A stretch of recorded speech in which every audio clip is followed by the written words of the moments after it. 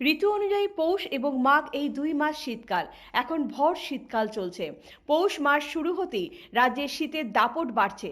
সন্ধ্যা ঘনিয়ে আসতেই শুরু হয় শীতের কামড়। একদিকে কনকনে শীত, অন্যদিকে ঘন কুয়াশা। বড়দিনের পর থেকেই রাজ্যে শীতের দাপট ক্রমশই বাড়ছে। সন্ধ্যা ঘনিয়ে আসতেই ঝাঁকিয়ে পড়ে শীত। বাড়তে থাকে উত্তরের হাওয়ার দাপট। শুক্রবার দিনের সর্বোচ্চ তাপমাত্রা ছিল 24 ডিগ্রি সেলসিয়াস আর সর্বনিম্ন তাপমাত্রা ছিল 12 ডিগ্রি সেলসিয়াস। আকাশে হালকা মেঘ থাকলেও তবে বৃষ্টির কোনো সম্ভাবনা আপাতত নেই। উত্তরে হাওয়ার গতি 4 থেকে 7 কিলোমিটার প্রতি ঘন্টা। দিনে বাতাসের আপেক্ষিক আর্দ্রতা ছিল সর্বোচ্চ ৭৯%, সর্বনিম্ন ৬৭%।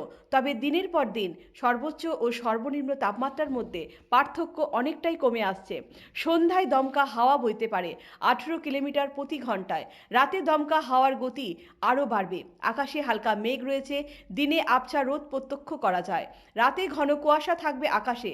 তবে রাত যত গভীর হবে তত বেশি শীত অনুভূত হবে।